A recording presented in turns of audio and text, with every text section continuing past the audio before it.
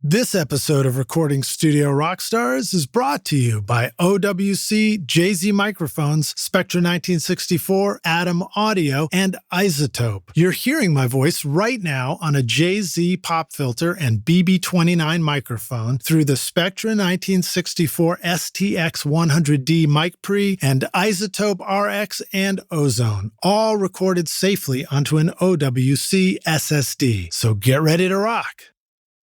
When I had gotten hired full time for Dre, and I remember driving to the studio and I would be so nervous every day. At the end of the day, everything's great and you did your job, right? But that challenge every day was what drove me to be better, right? Challenge drives us, and I think a person can get complacent, but whereas a person that's fresh and new to something, they're probably working a little bit harder.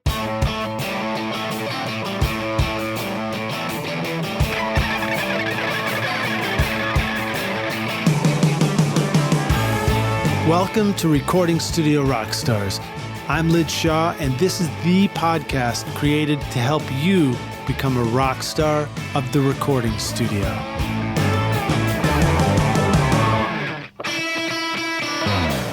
If you're ready to discover the secrets to making your mixes sound great no matter what your studio situation, then check out my free mixing course, mixmasterbundle.com, where I show you how to get great sounding mixes in your studio using simple techniques and free plugins. And when you're ready for more advanced studio skills, then check out recordingstudiorockstars.com/academy, where you can learn from Grammy-winning teachers to help you record, edit, mix, and master your best record ever. Use the code Rockstar right now at checkout for 10% off any course for a limited time. No matter where you like to rock in the galaxy, the OWC Envoy Pro Electron lets you record with confidence over USB-C with up to more than a gigabyte per second real-world performance. Transfer tracks in seconds and take your sessions with you wherever you go. Built for reliability, the OWC Envoy Pro Electron is waterproof, dustproof, and crush-proof. Find the new OWC Envoy Pro Electron and all your storage needs at maxsales.com/rockstars. Hey Rockstars, it's your host Lid Shaw, and welcome back to Recording Studio Rockstars, bringing you into the studio to learn from recording professionals so that you can make your best record ever and be a rock star of the studio yourself. My guest today is Quentin Gilkey, known to friends as Q. Began his career in music on the performance side with a background in classical and jazz piano. He studied at the Conservatory of Recording Arts in Phoenix, Arizona, where he also honed his skills as an engineer. And then he moved west to Los Angeles, landed an internship at Ocean Studios before landing as an engineer at Paramount Recording Studios. In 2010, Dr. Dre began working out of Paramount's sister studio, Encore, with Q as an assistant engineer, and Q soon began engineering for writers and producers at Dr. Dre's record label, Aftermath Entertainment. In 2014, Q was promoted to lead engineer for Dr. Dre and has worked with all of the acclaimed artists on his roster, including Kendrick Lamar, The Game, Eminem, and Anderson.Paak. Q worked alongside Dr. Dre and has been a part of all of his musical endeavors for the past 8 years. And Q is now his full-time role as a mix engineer. So that's awesome, dude. Thank you so much to Colin Ramsey at GPS Management for making our introduction. Please welcome Quentin Gilkey, aka Q, to Recording Studio Rockstars. Are you ready to rock, man? I am. Thank you so much for having me. Let's do this. Great to have you. And I guess I should just ask, do you like to be referred to as Q directly? Shall I call you Q? Please do. Yeah. I feel like that's easy to remember, and it should be, it's like everyone else calls me that. Yeah. Plus, wasn't Q like the omnipotent character in Star Trek? Exactly. I think there's been a few of them, right? I think so. There's been a few famous Qs out there, including myself. No, I'm joking. Right on, man. Well, thanks for joining us on the show. It's great to meet you, and real pleasure checking out your discography. Rockstars, of course, I've got a link in the show notes where you can go listen. We've got Spotify playlist, and just go check it out. A lot of great records. So Q, give us a little bit of a brief introduction to who you are and how you got from being interested in music over at Crass to making all these incredible records with Dr. Dre. Yeah, listen, I'm a small town guy from Oklahoma. I was an only child and I had a lot of time to kind of practice my craft, which was piano growing up. And that ultimately led me to college. And then after that to engineering school in Phoenix. And, throughout that whole time, you're learning classical music, you're learning jazz music, you're learning theory and composition and things like that. And, it all kind of helped mold me to be an engineer. And, once I got through engineering school, I moved west and it has just been kind of like my role ever since. Right. Yeah. I knew I wasn't a piano performer. Being on stage, I learned pretty quickly it was like not my thing. So I had to figure out what that thing was. And after finding Pro Tools and teaching myself Pro Tools and just recording friends for fun, it kind of like turned into a thing. And I was just kind of guided to engineering school because of that. So you were actually into the Pro Tools and recording people in Oklahoma before you decided to go to Crass? Yeah, exactly. So when I was in college, that's where it all kind of started. I want to say end of sophomore into junior year, I got into Pro Tools. Again, was teaching myself, and we were just having like these fun rap battles, but we needed someone to record. So again, all fun and games, but I took it very seriously in what I was like trying to teach myself, and I found it as like a creative outlet that I can even use this as a production tool to create music. It was just an all around thing that I really enjoyed. And so from there, I had a faculty advisor. He was like, "Hey, if you're really into this, there's this school in Phoenix. You should check it out." And that one thing led to another. And then I moved to Phoenix, after I finished school. Yeah, Crass is a great place. I've had some great interns come from Crass. I recently had two interns just this past year that came from there, and I'm always impressed by the way they do stuff. It's a very condensed program that really gets you right into things. Yeah, I don't know if it's the same as it was when I was there, but it was like an 8-month program, 8 or 10 months. Yeah, something like that. And I mean, it's just like incredible what they give you in that amount of time, because you wouldn't think you could truly learn a craft in that time. But ultimately, you're just trying to learn the basics, and then it's like all field training, right? Yeah, totally. And so that's what it's about. So you went from Crass, you went out west to LA right off the bat. Did you just know that that's where you wanted to go? I mean, was there a part of you that wanted to go give it a shot in more of a small pond, back in Oklahoma or anywhere like that? Or did you just have your heart set on being right in the big city? It's hard to say, and you'll probably hear me talk about this as we kind of go through this, but it was more so just following my gut. So for me, I really rely on that like first instinct. And so if it's go back to Oklahoma or if it's go to LA, that's what I'm going to follow. And so they at Crass, they said, "Hey, you can, do whatever you want to do, or you can try one of the major cities like New York, Miami, or LA." And after a short amount of thought, I said, "I'm just going to go to LA." Yeah. And, they helped me get the internship at Ocean, like you mentioned there. And, from there, it's just, you're grinding. You're just waiting to shake hands and like have doors open.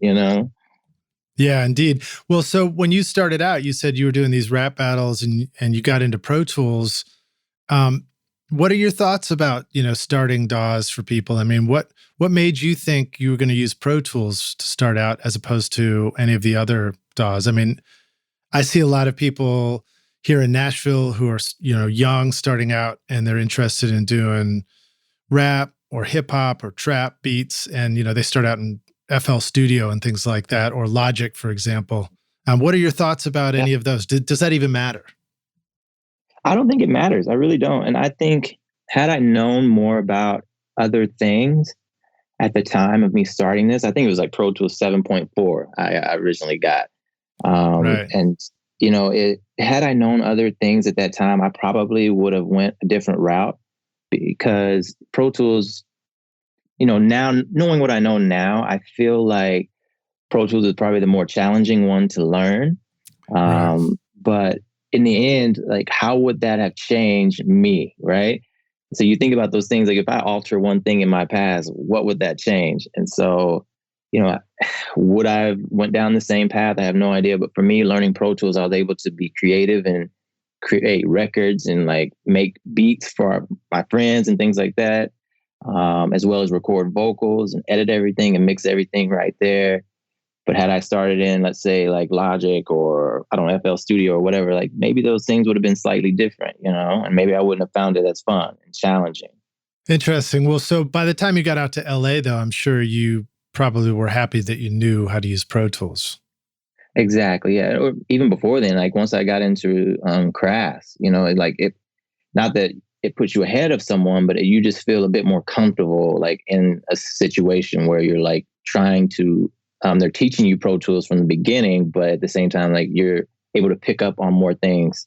It's kind of like what we were talking about prior to starting. We were like saying that, you know, you listen to certain records over and over again, and each time you pick up something new.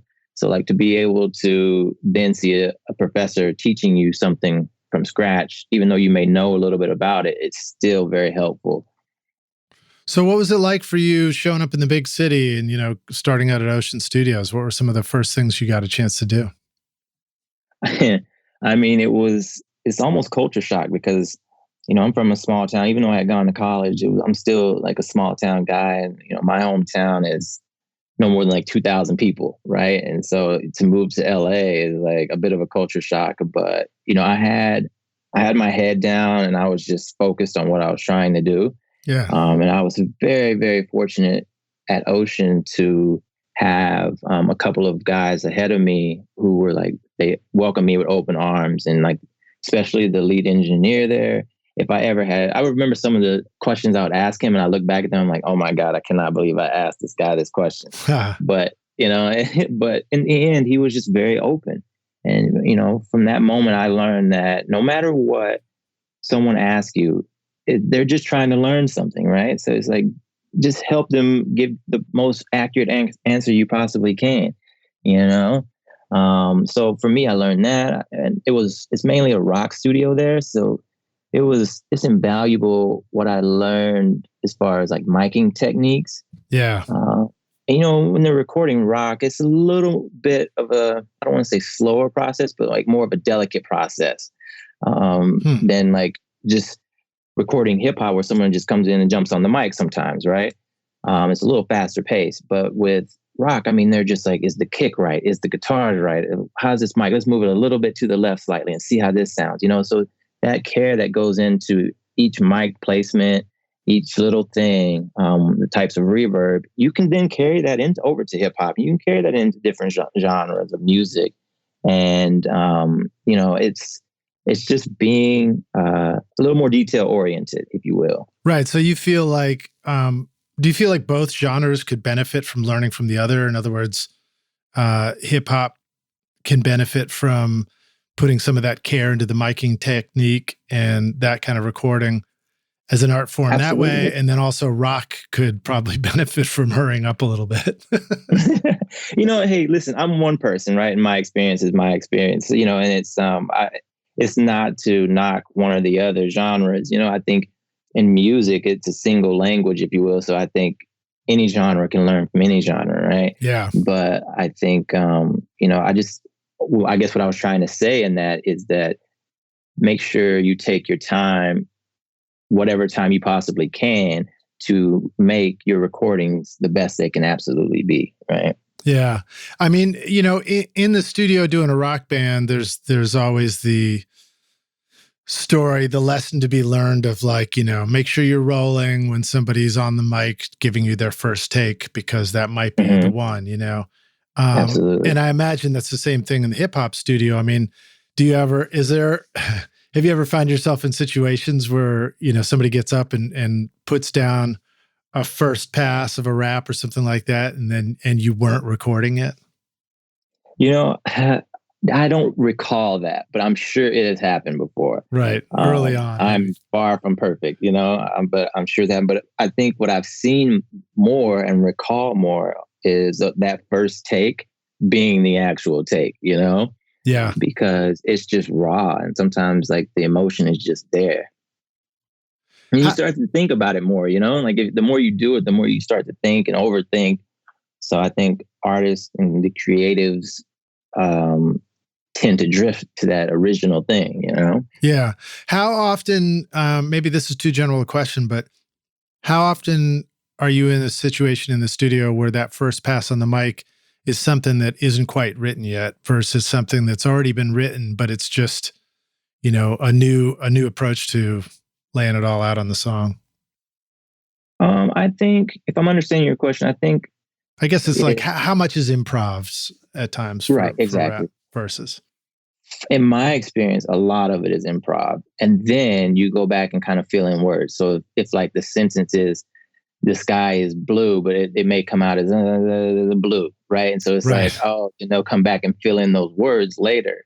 But matching the tone that they were doing in that first take. Yeah. Right. Because that emotion is still there and like it's raw again.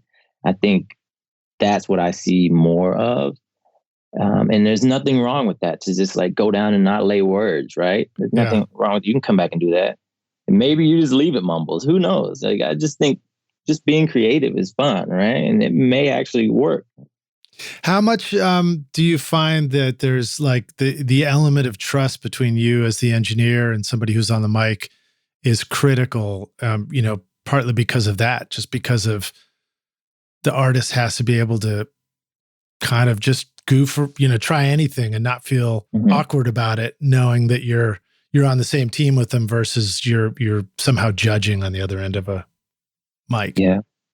Yeah, I think the that engineer-producer relationship is it's invaluable. I mean, it's something that's almost like sacred. I think I heard Quincy Jones say that one time. There's the engineer-producer relationship is sacred because like you have to be able to interact with the person.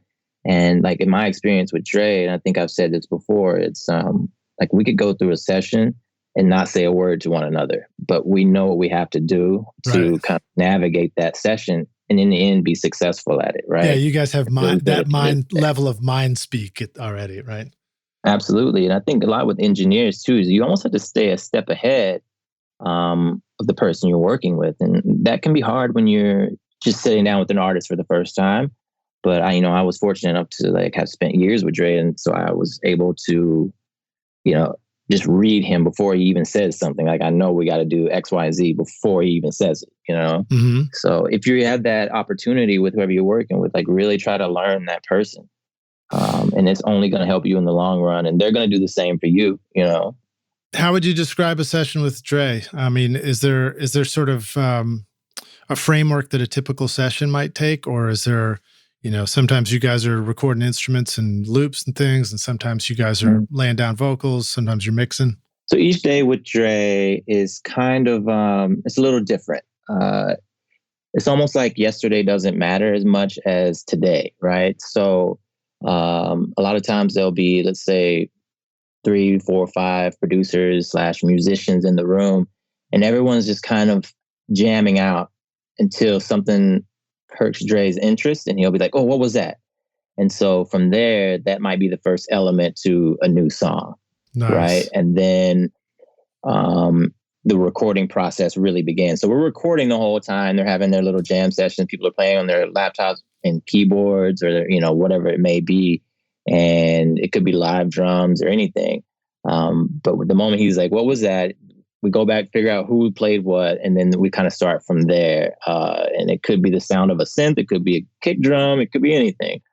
But that will start a specific song or a specific beat idea, whatever you like to call it. And then, they may do 2, 3 of those in a day. And then if it continues and Dre has like vocal ideas, vocalists will come in and begin to like lay vocal ideas. Oh, I see. So the first group might not be the same people who are going to put their voices on this stuff. It might just be people who are going to play instruments or, play beats or. Exactly. that sort Yeah. of thing. There's kind of like a shift that happens at some point usually, it's like, okay, they're all musicians and producers, and then like you'll see them like slowly drift out of the room and like vocalists will come in. Right on. That's cool, man. But It sounds everyone's like a just lot of like hanging fun. out at the studio. Yeah, that sounds like a fun way to do it, Yeah. Yeah. I mean, I think it's creative, and it's just like an open forum almost. Like everyone can kind of input ideas. I wouldn't call myself a producer or a vocalist or a writer in any way, but I mean, it literally can come from anyone. If it's a good idea, it's a good idea. Yeah. So, describe your role in the middle of all this. Like, what would you typically be doing during this process? So my role is basically, I guess, what you would expect from an engineer, right? So if everyone is using laptops or live drums, whatever it may be, we're recording everything at once, right? So there's just like several tracks in Pro Tools that are being recorded through the SSL board. Mm-hmm. And my job is to kind of make sure all the gain staging is right. We're EQing and compressing whatever we need to do on the board before it gets to Pro Tools. Obviously, we want to make sure the levels into Pro Tools are good, not just what's hitting the board. Mm-hmm. We want to make sure that output from the board is getting into Pro Tools properly. Okay, cool. And then, and it's organization in Pro Tools is like the majority of it. It's making sure that if,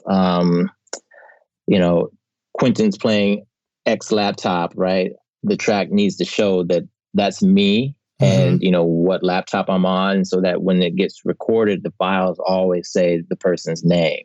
So again, it's just like a lot of organization. And once you start building out the tracks, you're dropping down kick drums and you're dropping down snare drums and synths and keyboards, and you're building the song in Pro Tools with Dre's direction. Do you need to record direct stereo keyboards? Spectra 1964 now offers the Stereo BBDI2 with custom wound high-Z transformers for big headroom, virtually flat response, and a 15 dB input pad. The Spectra 1964 BBDI passive direct box is also perfect for recording deep bass that will make your mixes sound huge. Plug that into a C610 complementer, and as founder Bill Cheney points out, it'll move your pant leg. Get your sound moving at Spectra1964.com. With so many game-changing iZotope plugins to choose from, deciding which one to buy next could be a bit of a challenge. But did you know that now you can have all their plugins through iZotope's new affordable subscription bundle, Music Production Suite Pro, for only $19.99 per month? Get your Rockstar extended 30-day free trial subscription now at iZotope.com/rockstars and use the code ROCK10 to get 10% off any individual plugin purchase. Okay, we got to ask the geeky question. When you, as the engineer, you're thinking, we probably all thought this at some point. I know I have. I'm like, okay, cool. I'm at the computer. I'm at Pro Tools. There's other laptops going. Do they all need to be synced up? And like, do we have to have time codes going and like locked clocks and all that stuff? Or is that just silly? Is it more like you just take each laptop is its own analog instrument that just gets recorded right into Pro Tools and played by hand? So in our case, or in Dre's case, it was all the laptops are just independent of each other. And I would say you only need to sync them if a person is like creating the session in their laptop. Right. So, for example, if producer one has a session going and they want to drop all the files into their computer, maybe, or something like that, then maybe they need to be synced. Or if you're using older like MIDI gear and you're recording the MIDI into something like that, may need to be a point where you would want to lock all your computers. But for what we're doing, it's like we want to make sure each sound is perfect. So if a sound is liked, we focus on that and get that down, and then we move on. Yeah. So there's really no need to like lock all the computers together. Well, that I think that's cool too, because also that process of thinking you need to lock things together if you don't just slows things down. And you talked about the importance of keeping the flow going and moving quickly so that you can get right to the good ideas. Absolutely. It's all about creativity in those moments. You don't the more things you add into it, and becomes layered, and there's the risk value goes up, right? There's just something's going to go wrong, right? So Right. just keeping it as simple as possible. Yeah.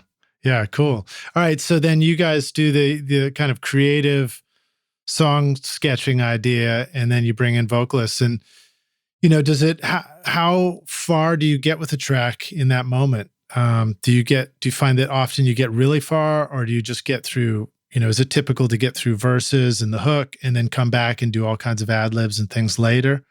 What's that process like? I think it's creativity.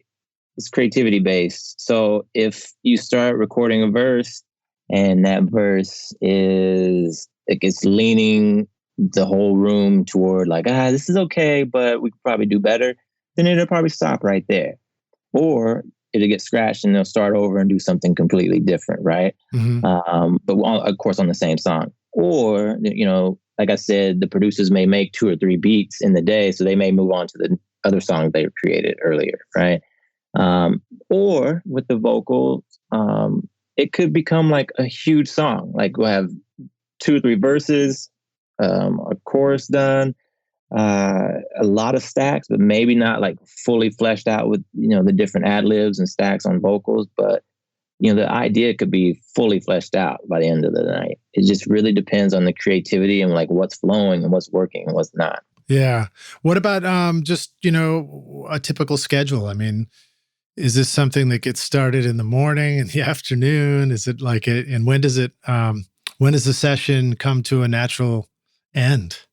Yeah, it could. I mean, again, it's like all creativity based, right? So it's, if it's flowing, I mean, it could be sunset to sunrise, I always used to joke, like you could go into the studio and the sun's up and you walk out and the sun's up, but it's the next day, Yeah. What happened? I was in this room with no windows, and then all of a sudden it's like the next day. Yeah. But it's usually like late afternoon, evening until, X time. You never really know. Yeah. Yeah.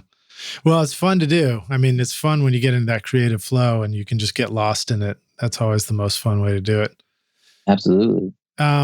Cool. Well, let's see. I mean, you've worked with a lot of different vocalists in the studio. And I guess a general question would be, how is recording the vocals similar or different between all these different styles and different vocalists? All that, you got people who are loud, quiet, people with totally different vocal tones and different rhythmic styles, Eminem, Anderson.Paak, Kendrick Lamar, all kinds of people. What do you want to say about what you've learned about recording vocals and, when it's important to look for something that's different versus when it's all up to the artist to make it different? I see. Yeah, for me, I mean, there's a couple of things that come to mind. I have this like saying / quote in my head that sticks with me, and it kind of became like my thing that I like base how I act in the studio, right? And it's the less you say, the more your words matter, right? Nice. So, wait, you telling me to ask shorter questions? No, not at all. I mean, maybe I need to say less. Who knows? No, you need to say lots more. You're good. we're here to listen to you talk, not me. Okay, good. So for me, when an artist is on the mic or they're being creative and whatever they're doing, they may not always want to hear from me, right? So I kind of like read a room, I read a vocalist, and I say, either they want something from me or they just want to be left alone to do their thing, and I'm here to record them, right? Yeah. So, and the less I come on the talk back and talk to them, the better, right? And then it kind of goes back to being able to just read a person and like that connection between the artist, engineer, producer, engineer.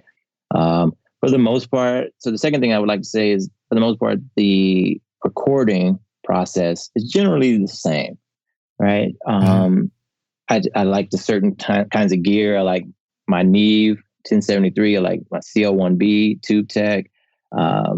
And, you dial that in a little bit differently for each vocalist. But the technique is usually the same. Some vocalists like to take takes straight down and you keep those takes, and some vocalists like to go word for word and make sure it's right. You don't really necessarily need to make takes of the track, right? Right. So I just base it on what they want to do in that moment. But what I tend to do is to keep it simple for me. And I know what I like as far as my gear, and let's just get the best sounding thing we can do in the moment. And if I need to go back and tweak something, I can probably tweak it given all the software we have today. Yeah, totally. Well, how often is a vocalist somebody who's like, just let me punch myself in, as opposed to interacting with you? I mean, that's something that I find sometimes it can be super helpful to guide somebody on vocals, and other times, like you said, it's just too much talking. It just feels too disruptive. Oh, do you mean an artist sitting at Pro Tools and doing it themselves? I guess, yeah. I mean, so if I was recording myself in my own studio, I might put a laptop into screen share and just take it in at the mic, and then I can actually run the Pro Tools from right there. And I guess my question is that something that might happen in your process, or is it more common that you're always running the Pro Tools for them and you guys just get into this real flow? In my experiences, I'm running Pro Tools and we get into a flow. Yeah. I've had that happen before, where people, want to record themselves and they're good at it, and then you just come back and edit it and clean it up. But I think from my experience, it's mainly me at running Pro Tools, and, either they're making whole takes of a verse or down the whole song, or they're punching word for word and they're just kind of like, okay, let's move on from after that sentence or next line, Yeah. And that's beyond that. It's just like, you don't need to really communicate, right? They say next line or I'm ready to go. Then you just start recording, they know where to start. You need to be paying attention though. That's for sure. Right. Exactly.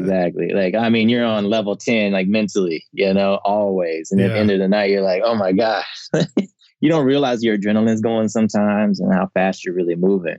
Yeah, I was thinking about that, listening to your discography. And I mean, an artist like Eminem, for example, I was kind of joking about this with you beforehand, but for me, it's like almost like a level 10 just to listen to the record, because there's so much lyrical content and it's coming at me so fast, and it's all so good. I want to understand it. I want to hear it. And I just wondered, for you, is it like, does it require just an incredibly sharp focus to stay on top of all that lyrical content and know what's what and where things go and all that kind of stuff? That must be a challenge.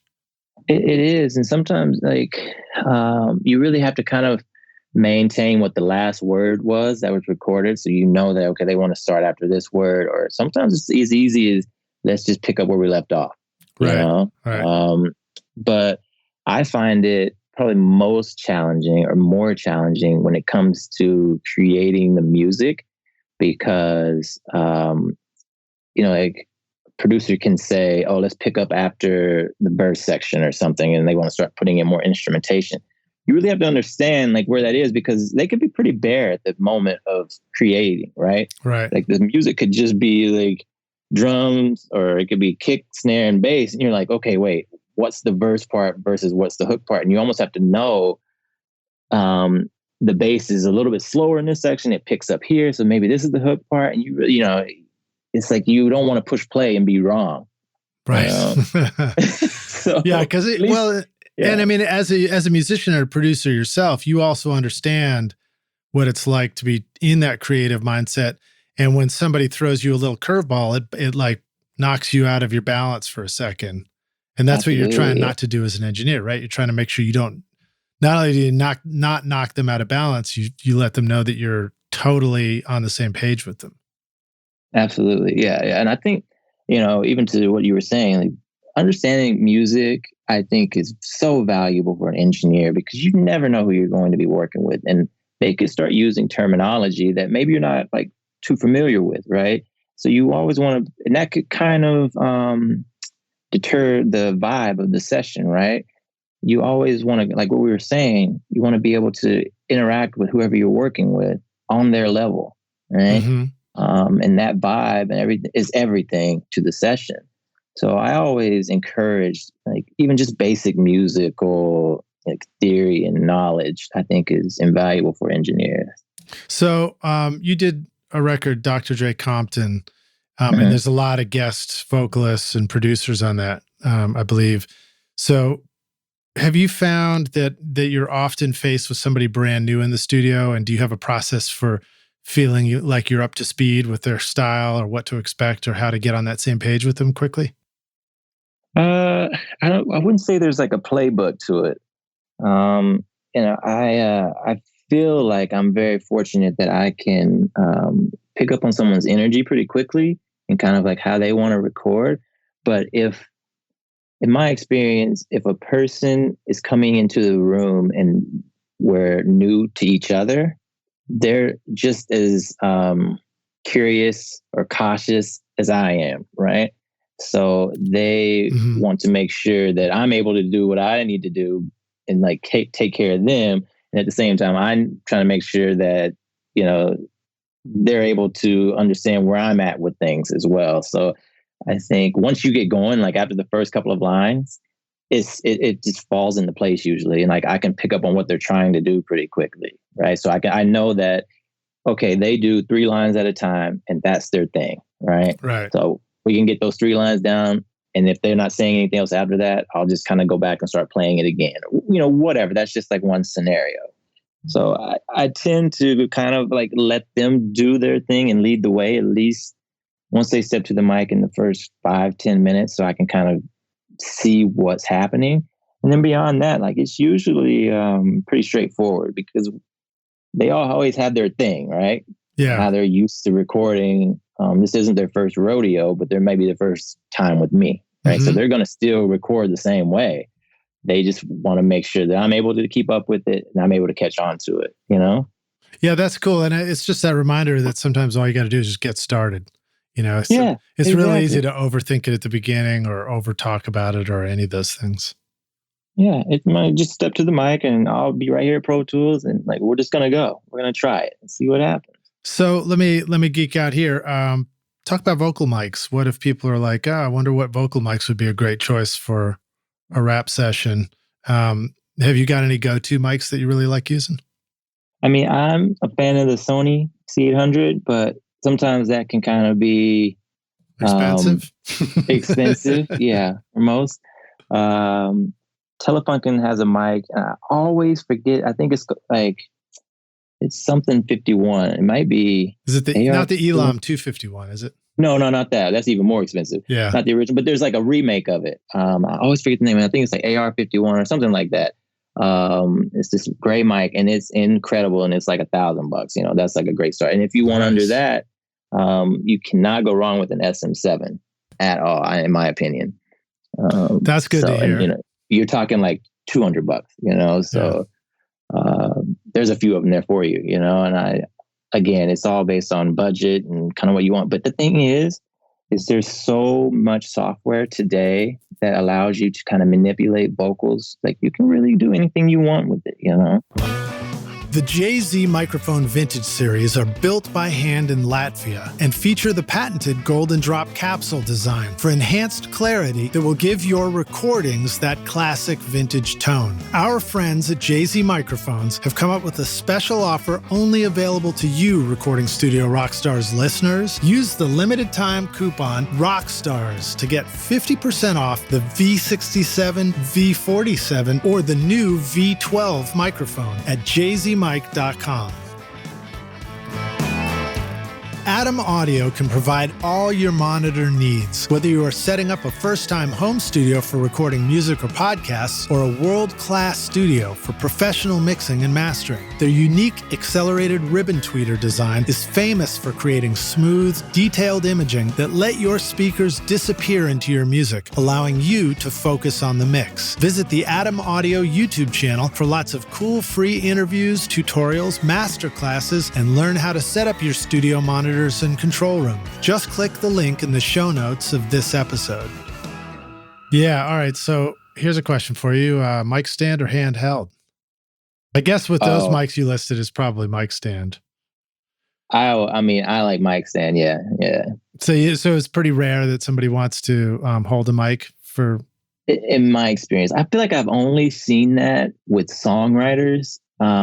This is like prior to Dre. Like, Yeah. this is from people kind of want to like sit in the back and they're listening to the song play over and over again. They're creating the idea. And like, I mainly saw it in like pop records, right? Right. Where the songwriter's sitting in the back of the room and they're just like, okay, let me just put an idea down really quick. And they'll, it's like, again, it's all mumbles, but they just put down a melody idea that they're feeling. And they're holding, an SM58. It's just like a long cable running up to the board, Yeah, I remember hearing a similar story about Beck doing Culture Vultures, that he was just like laying on the couch with the 57 the whole time in the back of the control room or something. I mean, I've heard where they would put the mics in and like the person would want to lay on the floor. Yeah. And like that was how they were capturing the actual vocals.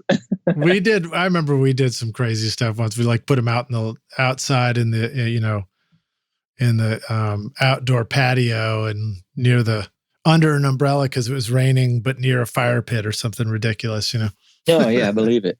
Well, cool. So, can you share any stories about doing Dr. Dre's Compton? Any fun memories of that record in particular? I mean, that one was when I had gotten hired like full time for Dre, and I remember driving to the studio and I would be so nervous every day, and I'll bet. In the end, at the end of the day, everything's great and you did your job, right? But for me, it was that challenge every day was what drove me to be better, right? Because I think challenge drives us, and I think a person can get complacent and be very like, okay, I know what I'm doing today. I don't even need to think about it. I can do this on autopilot, right? But whereas a person that's fresh and new to something may have a little bit of like nerve hesitation, but at the same time, they're probably working a little bit harder, right? So for me, I felt like that whole time, I thought I was just getting better and better at my craft and recording and understanding people, because every day there were just different people in the studio. And I think Dre liked that because it created a creativity around a record and it made it fresh every day almost, right? So he could just play 3 or 4 songs that he's working on and someone new in the back of the room could say, oh my God, I hear this melody in the spot. And it could be the melody that makes the whole song, So recording someone brand new, again, like you could have been recording someone brand new yesterday, and I think it just continually made me better at my craft. Yeah, I totally remember that too. I remember starting and the night before a tracking session, like I just could not relax. I was so nervous, breaking sweats. And then you just like, and then like you say, you just learn how to do it. And then I feel like one of the things you learn how to do is get prepared way in advance, just don't leave it till the last second. Yeah. You stay ready, you don't have to get ready, right? Yeah. I remember having a session where I got a call and it was the artist and they were at the gate of the studio and they're like, where the hell are you? And they woke me up. I was like, oh, I'll be right in. Sorry. And I hadn't even set up for the tracking or anything. It was just a hilarious disaster, Oh my gosh. But it wasn't Dr. Dre though. So I didn't, right. I did all right. Well, so now are you in your own studio now? I mean, do you also have your own mix studio at this point or what's your world like these days? Yeah. So, I have my own spot. It's actually in my house. There's like this, I don't know how I would even describe it. There's like this big room in the back of the house where I like have set up I got this SSL in here now. Oh, sweet. Put up all the, the padding on the walls and everything, and really done some acoustic work with clouds and bass traps. And I love it, man. I love it. And I think being able to work from home is the ultimate, because especially with mixing and how I mix, because, I like to work for like an hour or so and then I completely step away from it. And then like go do something, make a sandwich or drink some coffee or whatever, and then come back to it in like 20, 30 minutes. And that process will happen all day long. And so I know some people can mix a song in 2 hours and like that's their thing and they're incredible at it, but it's just like not my process. I just love working from home and being able to like break away from a song and go see my daughter and then come back to a mix, Yeah. No, I'm with you on that. I like, I have a home studio across the yard and I love it when it gets into sort of a quiet vibe and I can mix a little bit, take a break, do something else, come back, keep hitting it fresh. Yeah, exactly. Exactly. I mean, your ears are like muscles, right? And you wouldn't go to the gym and simply just like bench press for an hour, like it's just not what you would do, right? So you take little breaks, and that's simply the same thing. Like your ear can become tired of listening to the same thing over and over again. And then you start to make mistakes, in my opinion. And that's just my experience. So I like to step away from it. Why, did you used to go to the gym and bench press for an hour before you learned that? I mean, it was kind of my thing for a while, but yeah. Yeah, actually. But so, let's talk about that stuff. So let's talk about two topics. One is work-family balance, and then the other one is just work-health balance. What are some things that you've learned about that? How do you keep those things balanced for yourself today? Yeah, it's work. Family balance can be tough if you work, those sessions I was kind of talking about in those hours where you're gone for like 12, 14-hour days. There was one point where in about 6 months when I was working with Dre that I was gone from home for about 20 hours a day, like literally. And I would go home. My drive was like 15 minutes. I go home and sleep for a couple hours and I was like back at the studio. And that balance is tough. It's really tough. And this is when you had a family already? No, not at all. I mean, I was still young and hungry, Yeah. Well, I'm still hungry, but it's different when the family dynamic kind of changes things slightly. Right. When you're just like by yourself or doing whatever, it's like you can have that freedom. Yeah, that's what I used to do too. It's, at the beginning, that's all you want to do. You just want to be in the studio all the time. Yeah, absolutely. But I think the biggest thing is if your family is your family and like they love you, they're going to stick with you and they believe in your craft and what you're trying to do, whatever you're building, like they will stay with you and stick with you and you guys will make it work. It may not be easy, but as a family unit, it will work. Right. Yeah. And it's a moment in time. It's just a moment in time. That's all it is. Yeah. Yeah.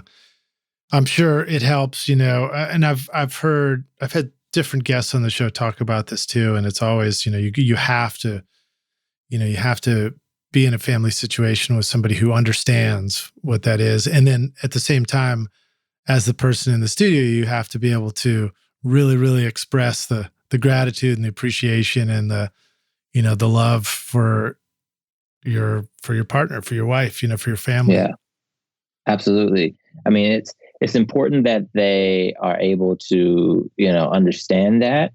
Sometimes it's like some of my friends, they may be dating people that are in the industry around them, so they completely understand it.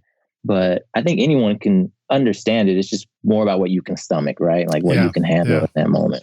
It's a challenge, that's for sure. It is. It really is. Yeah. Studio life. Now, what about the health balance? I mean, you talked about, I don't know if you were kidding about lifting weights and working out or if you were serious, but I've always sort of embraced having a really, I don't know if strict is the right word, it probably is, exercise routine, because that helps me balance all that time in the studio. Absolutely. No, I mean, the workout thing was mainly just to draw a comparison with the muscle, right? And being a muscle, your chest muscle, whatever. But as far as like the health balance, I think Warren Buffett said it best. He was in front of this class. I think it was in his like biography or I don't know what it was, but he said he was in front of these students and he said, if I told you that I'd buy you any car you want, but the only stipulation is you have to have it for the rest of your life. He said that if you knew that, you would take care of that car like it was this valuable possession, right? Yeah. And you only get one body. You only get one mind. So you have to take care of it. Like it's the most prized possession you own, And it is. It really is. So it's like work, again, it's like this moment in time. There are just hours in the day. And if you're not taking care of your mind and your body by eating right, trying to get out, just going on a walk, get out of the studio for a second if you have the opportunity. Or like there was a moment where I would just go into the bathroom and do like 10 push-ups or like 20 air squats or something. Just like, because you're literally sitting in a chair, I know. And it's like your body will just break down if you don't take care of it. And it's funny. It's actually funny that you bring that up because I've experienced that. Sometimes when you're the engineer, like the bathroom is the only place you get a moment of peace in a studio. Oh yeah, don't be embarrassed about it. Don't be embarrassed about it at all. Like I've been there, done that. I used to read the Pro Tools manual. I'm not ashamed to say I've done it. Back when we used to have an actual print Pro Tools manual, I'd go learn some new Pro Tools key command or something like that.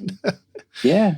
I mean, you're using your time wisely, but you're growing your mind. It's a mental learning thing, or you're going and just like allowing your muscles to stretch. It's like if you're on a flight for 3 hours, like you have to get up and like walk around for a second or something, Yeah.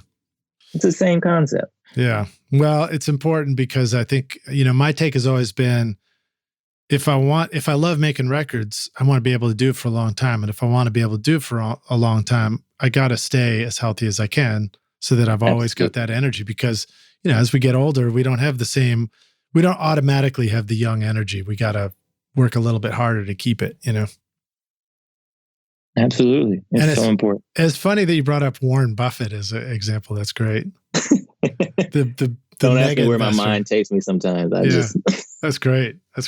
Well, let's see. Can you share a story about working with Eminem? I mean, you guys have done a bunch of records recently, haven't you? Mm-hmm. Yeah, his main engineer Mike is always around. He does a lot of stuff.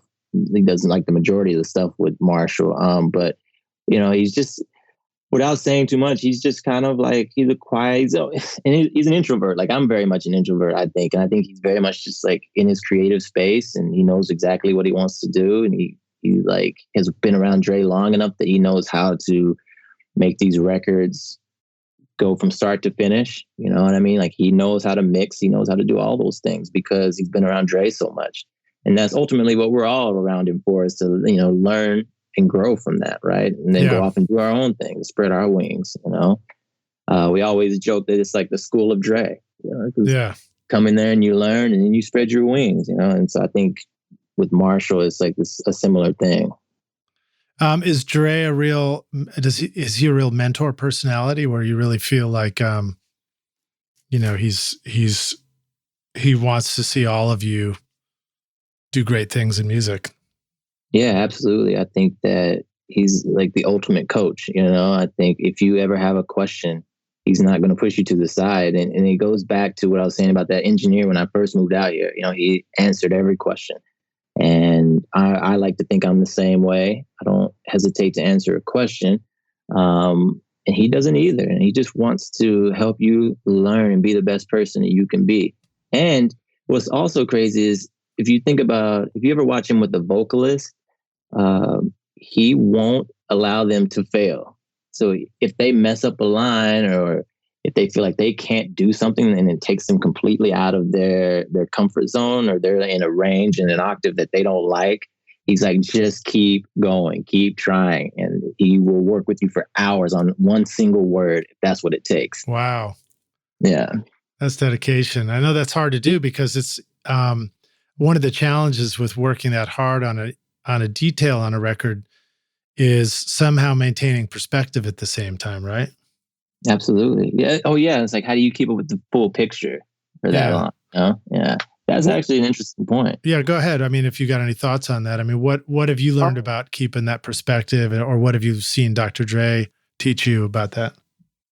Yeah, no, I just find that interesting. I think it goes back to consistency, right? So I think it's, which I do find that Dre really has, is, it's how do you maintain that if you're focusing on bar 5, right, for an hour, how do you maintain the full picture of the song and know that what you're doing is actually working, right? And I think if you're in that scenario, you have to stop and take a break and listen to the whole song again, right? For me, I would have to do that. Yeah. And then you're back in the zone again. And I've seen him do that a few times, but it's kind of whatever works for you, really. I love using iZotope plugins for my music and podcast productions. In fact, you're hearing Ozone and RX on my voice in this podcast episode. And now you can get access to all the iZotope plugins through the new subscription bundle. For only $19.99 per month, Music Production Suite Pro is designed for the serious recording, mixing, and mastering engineer, putting the finishing touches on music, film, and podcasts with fully pro versions of Ozone, RX, Neutron, Nectar, Neoverb, Tonal Balance Control, Visual Mixer, and more, including free plugin updates. And just for you rock stars, get an extended 30-day free trial subscription at iZotope.com/rockstars and use the code ROCK10 to get 10% off any individual plugin purchase. Coupon not valid for subscription. The STX-100D from the Spectra 1964 Custom Shop is the big brother to the now famous STX-100, a fully discrete mic pre with dual transformer-isolated Spectra 101 amplifiers. The STX-100D is exactly the same original circuit found in Stax, Ardent, Advision, A&M, and Record Plant recording consoles. The sonic performance is identical. Best of all, it will plug into a single space of your standard 500 lunchbox. And if you want to add the sound of the famous Spectra C610 complementer, then check out the new STX 600 modules, combining the STX 100 mic pre and C610 into a single 500 module. Now you can get the same incredible sound in your studio that worked for famous producers like Tom Dowd with the STX mic pre's, BBDI, and complementers. Go to Spectra1964.com or call 801-797-0642. Hey, Rockstars, we're back now for the jam session. My guest today is Quentin, a.k.a. Q Gilkey, joining us on Recording Studio Rockstars. Q, are you ready to jam?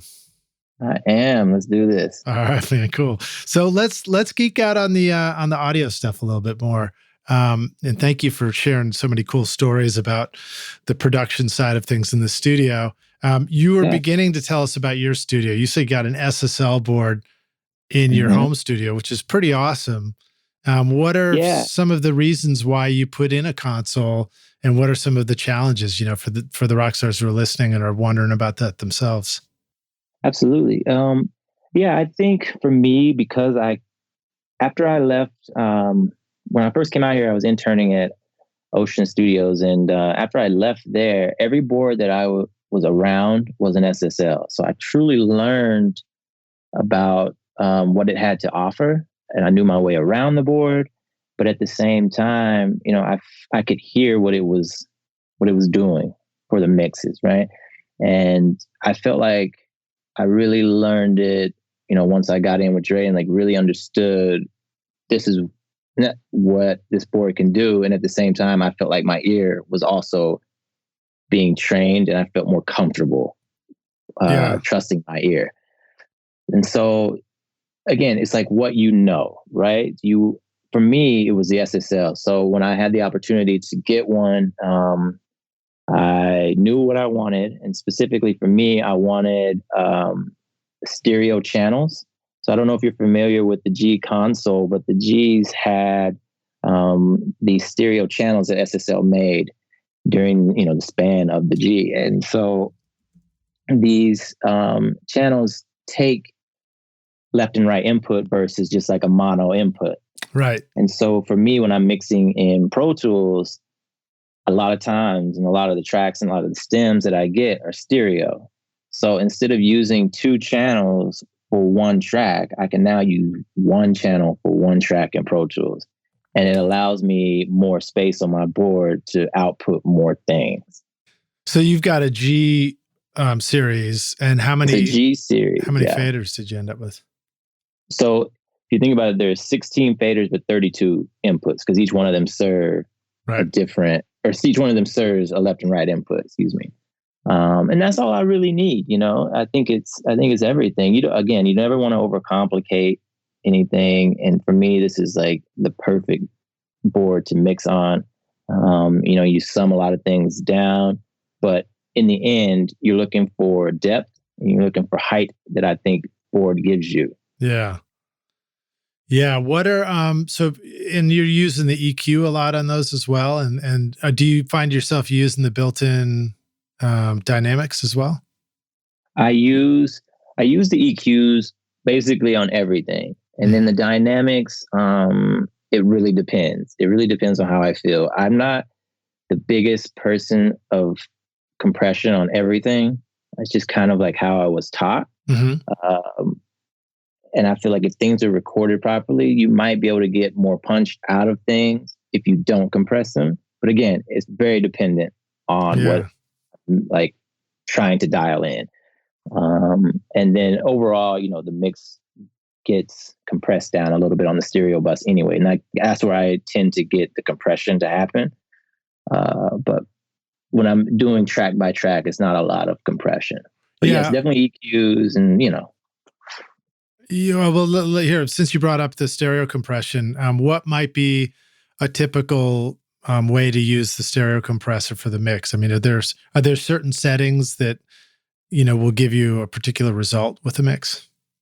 I think if I have to speak on like my settings, I think I would describe it as little by little, right? So I may have 5 or 6 plugins on my master bus. And so what that's doing is there may start with like a little tape compression. Then I'll have like a bus compressor, but doing very little work. And then possibly an EQ, possibly another compressor, depending on that third position. I do something in ozone with the, I believe it's called like low bass or low frequency, something within ozone. Right. Low end focus or whatever. Yes, low info. Thank you. I use that on every mix. I love that thing, but it usually comes after 1 to 2 stages of compression. Can you And describe? then, Would you mind breaking that down a little bit and describe what it does and how you use it? yeah, so for me, um, I think what I'm trying to get with it is a relationship between the kick and the bass and the low end in the vocal, usually the vocal, but that in that order, right? Mm-hmm. So for me, the kick and the bass have to be married in such a way, and then the vocal, that low end of the vocal, it will inevitably bring that up because I'm bringing up the kick and the bass and molding that. So you have to take that into account as well. But for me, it's like, okay, I have my kick and bass mixed. And then what I'm hearing it do is marry those together, but it also will amplify them a little bit and give it more, it's either more punch or a little more smoothness, depending on the kick and bass and like what they are in their timbre. Right. So you just so it's a plugin that's go across the whole mix, but it's just kind of addressing the low end. Exactly. So in that plugin, you can select like the frequency range, and I will toy with that. So I couldn't tell you like a range to really start with. I mean, it may be like from 30 hertz, never over 200 for me. Right.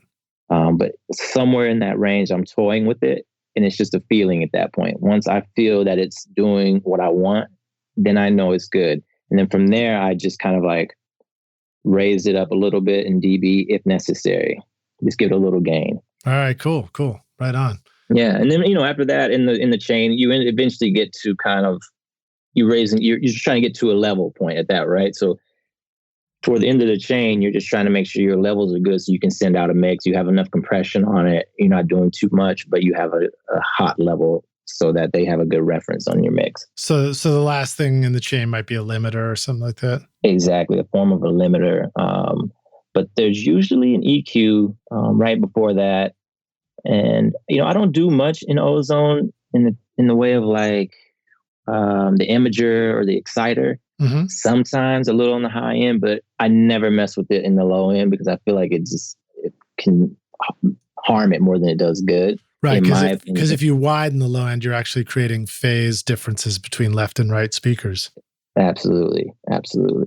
So for me, it's just little changes each step. little by little, because I never want to just throw on a limiter and expect it to do everything. Right.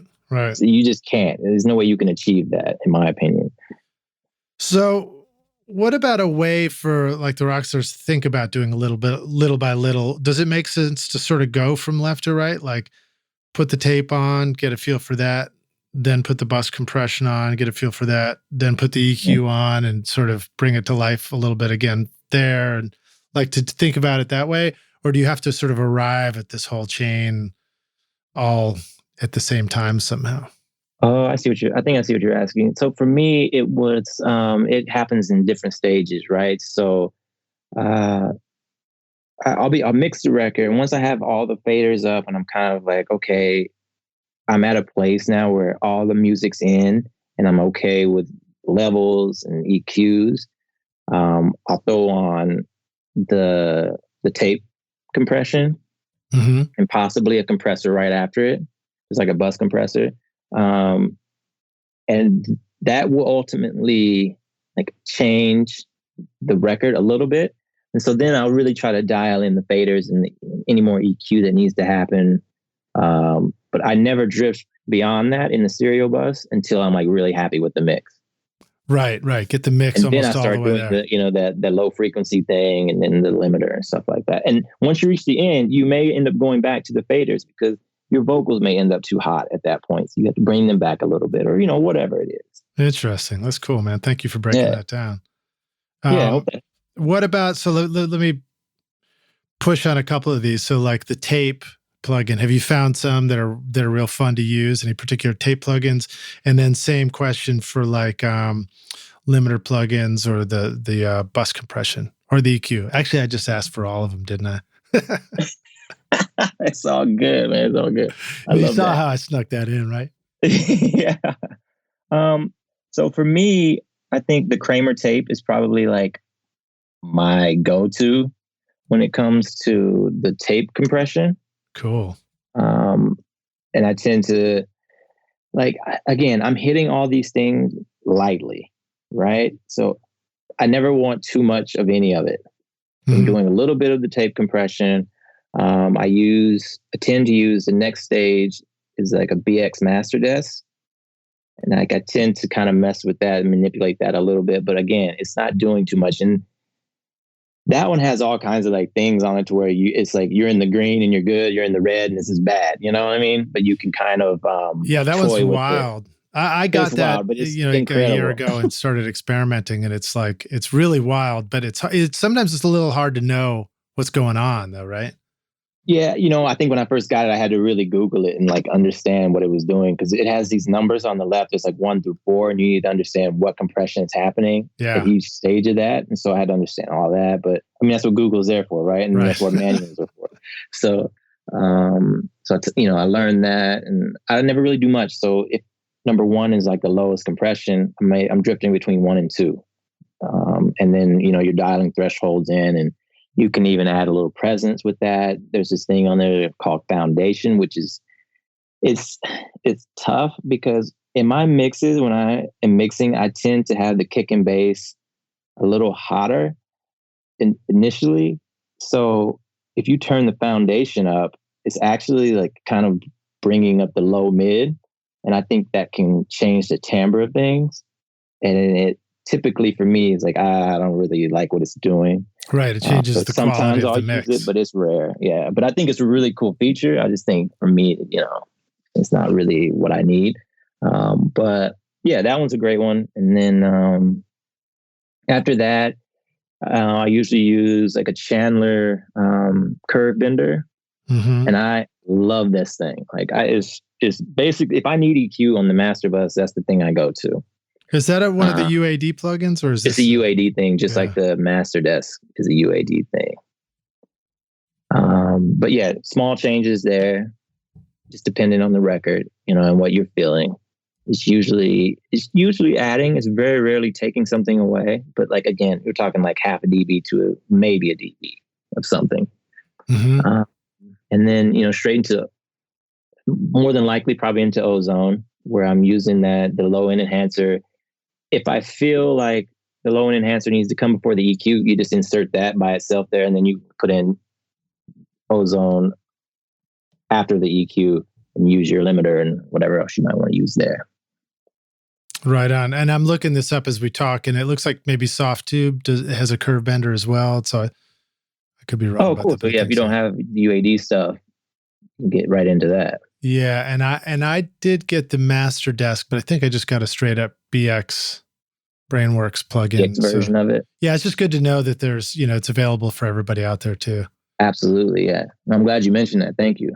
Yeah, it's cool. Means I can sell my UAD stuff. No. I mean, I just don't have UAD yet because I hadn't gotten the hardware. But I hear over and over again from people how much they like it. And then of course Isotope gets tons and tons of shout outs, and they're great as well. They're both amazing. They really are.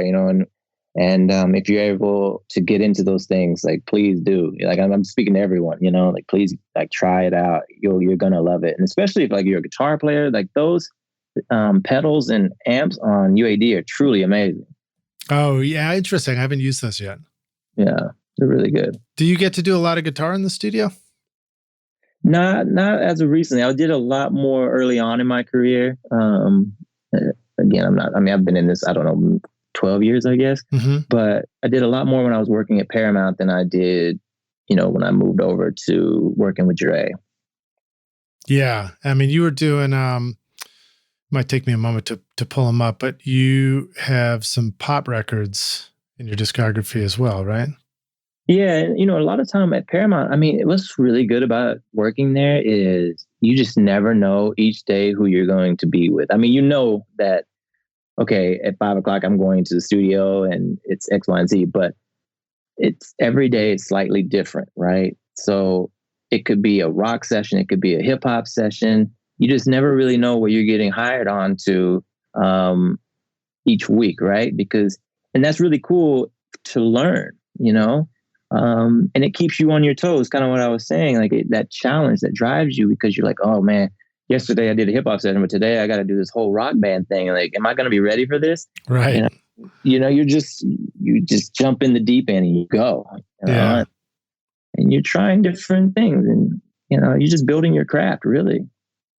Well, let's talk a little bit about mix and vocals in. So when I listen to your discography, one of the things that's striking is the way that you guys will do these vocal treatments. You've got a lead, and it's just like different lines it's almost like you think about all the vocals like it was a musical, and there's all these characters up on stage, and each of them has a different part to play, because you'll have things that are pan way out to the sides. You got things that are dark, things that are yelled, things that are said quietly, just like such variety.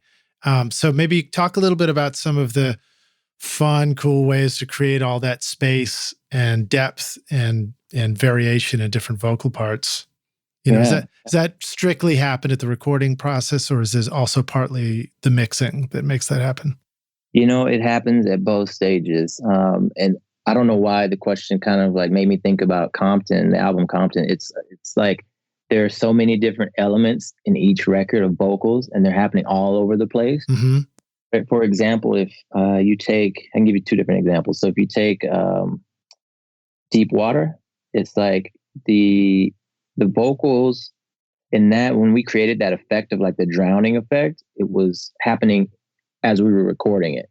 So Dre's like, I need this to sound like someone's drowning. And you're like, oh God. Okay. So yeah, how do you do that? He was like, I need it to sound like they're coming in and out of water, but really fast. And so you're like, okay, how am I going to do this? And I think we ended up using the tremulator on that, and you were just automating it in and out. Oh, nice. Yeah. And by the way, Q, you're not actually allowed to drown anybody on this session. Just wanted to point that out. Right. Yeah.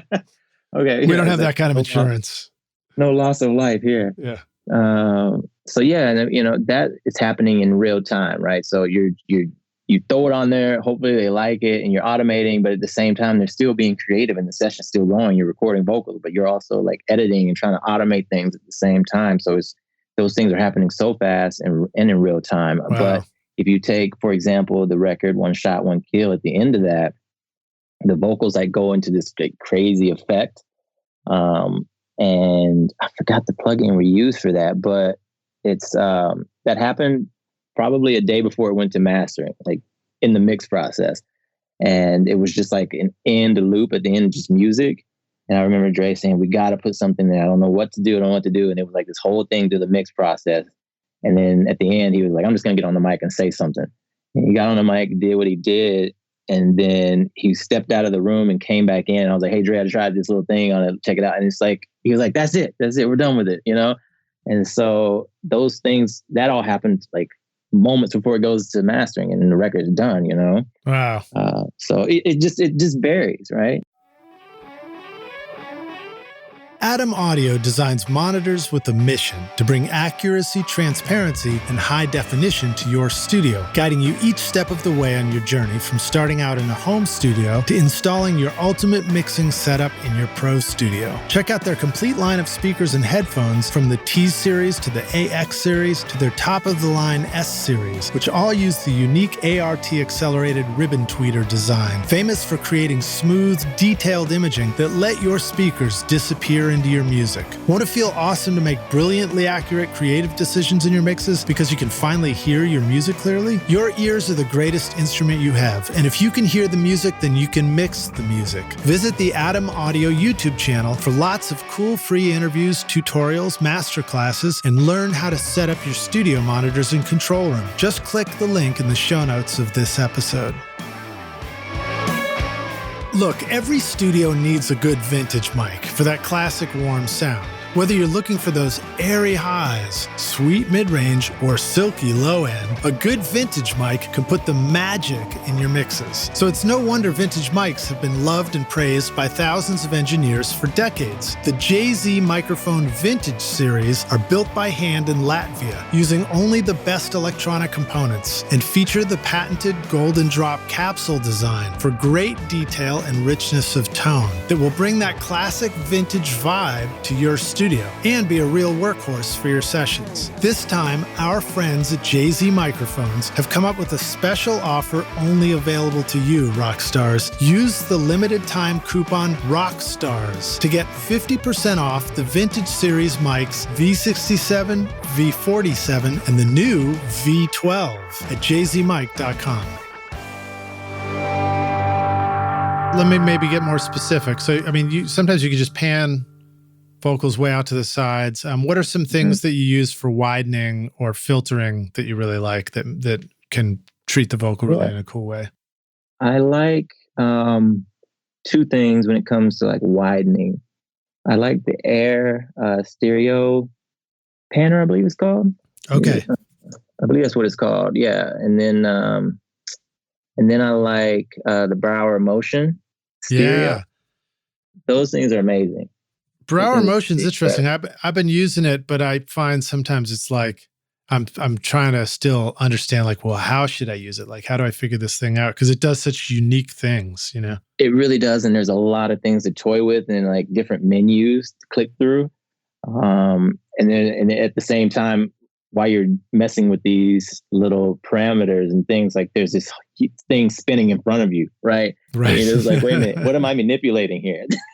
Yeah.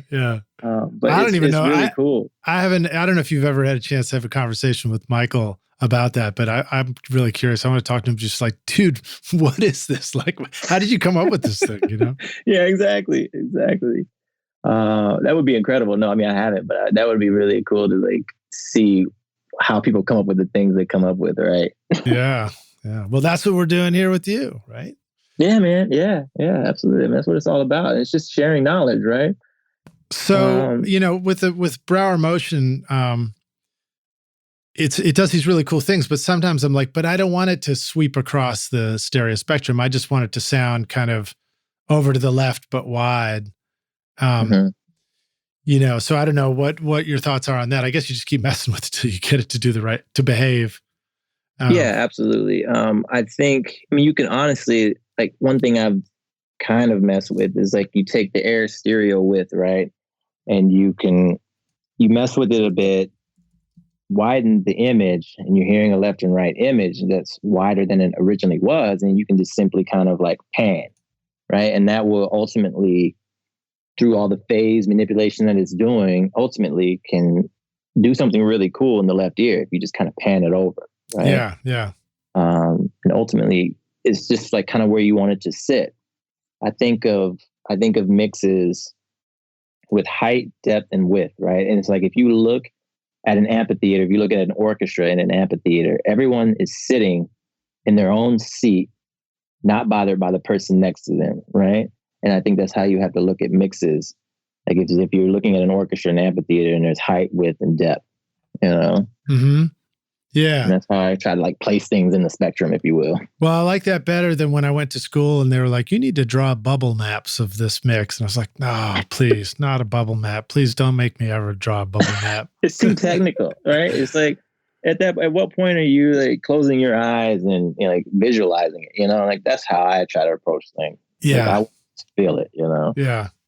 Yeah. All right, cool. So let's see how about filtering? Any fun plugins or ways that you like to filter vocals and get a cool sound on them?